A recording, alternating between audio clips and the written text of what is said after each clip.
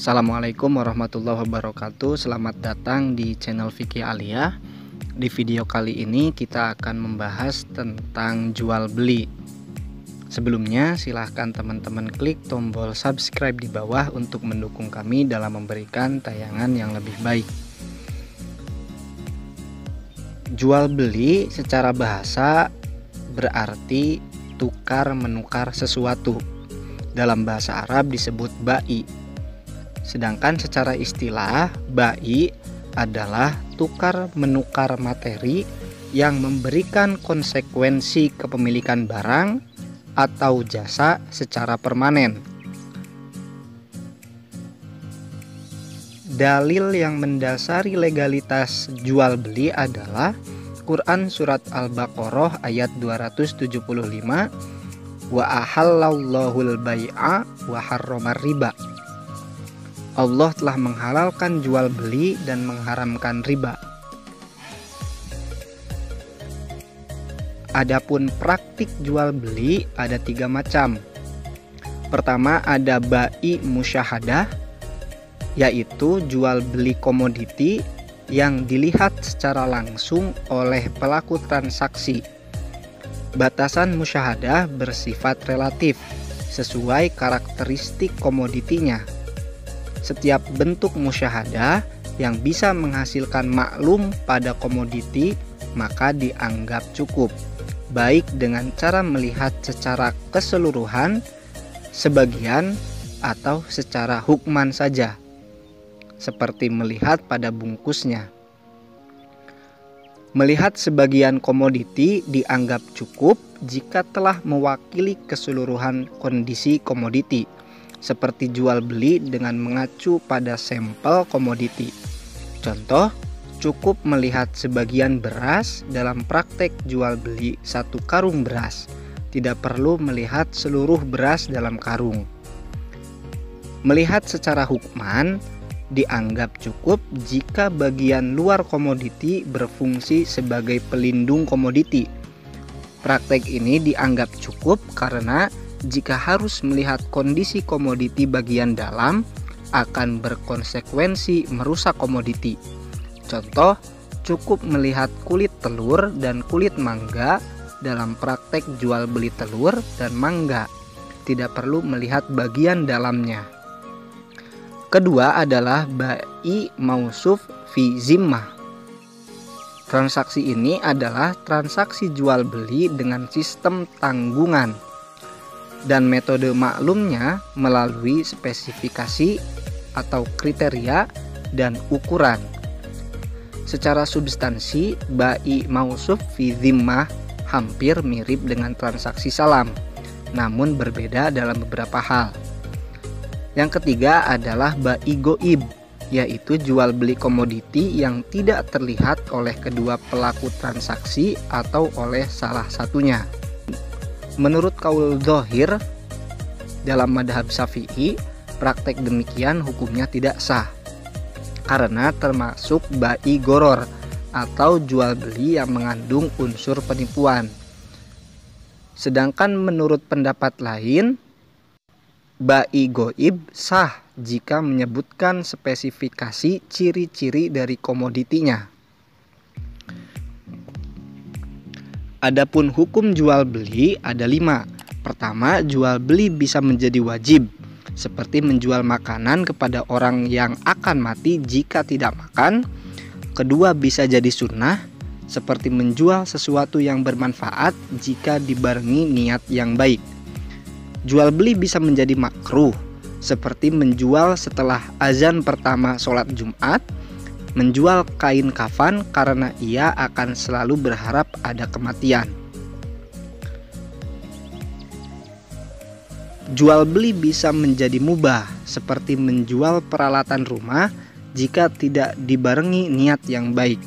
Terakhir, jual beli bisa jadi haram, seperti menjual setelah azan kedua sholat Jumat, menjual pedang kepada pembunuh, menjual anggur kepada orang yang diyakini akan menjadikannya khomer. Namun praktik-praktik ini tetap sah secara hukum wad'i. Struktur akad jual beli atau rukun jual beli. Rukun jual beli yaitu akidain, penjual dan pembeli. Akidain adalah pelaku transaksi yang meliputi penjual dan pembeli. Secara hukum, transaksi jual beli bisa sah jika pelaku transaksi memiliki kriteria mukhtar dan tidak termasuk dalam kategori mahjur alaih. Mukhtar adalah orang yang melakukan transaksi atas dasar inisiatif sendiri tanpa ada unsur paksaan dari orang lain. Transaksi atas dasar paksaan hukumnya tidak sah karena transaksi tersebut terlaksana tanpa ada kerelaan dari pelaku transaksi. Sedangkan mahjur alaih adalah orang yang tidak diberikan hak tasarruf atas hartanya karena sebab-sebab tertentu. Dalam fikih terdapat 8 orang yang tidak diberikan hak tasarruf atas hartanya, yaitu pertama adalah anak kecil, kemudian orang gila, lalu orang yang menghamburkan harta, lalu orang yang bangkrut, kemudian ada orang sakit yang dalam keadaan kritis, kemudian budak, lalu orang murtad, dan orang yang menggadaikan barang. Selain 2 syarat di atas, pelaku transaksi harus muslim jika komoditi yang dijual berupa mushaf, atau budak muslim, atau budak murtad. Rukun jual beli yang kedua adalah ma'qud alaih. Ma'qud alaih adalah komoditi dalam transaksi jual beli yang meliputi barang dagangan dan alat pembayaran.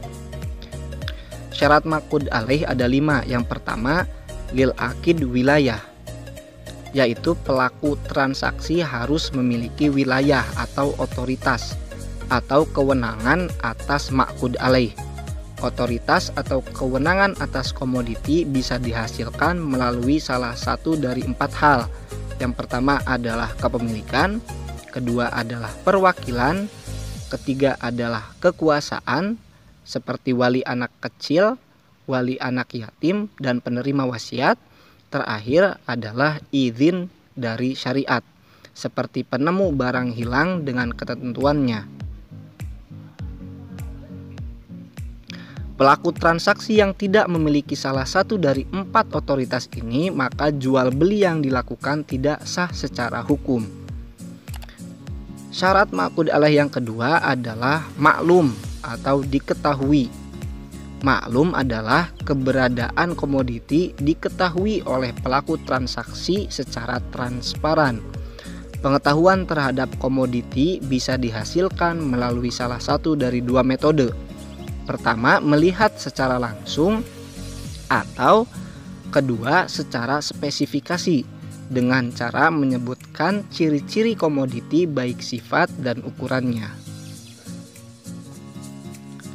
Syarat ma'qud alaih yang ketiga adalah muntafa' bih atau bermanfaat, yaitu barang yang memiliki nilai kemanfaatan.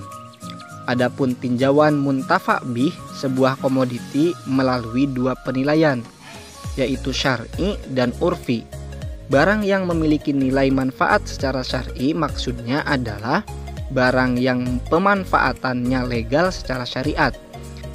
Adapun barang yang memiliki nilai manfaat secara urfi adalah barang yang diakui publik memiliki nilai manfaat.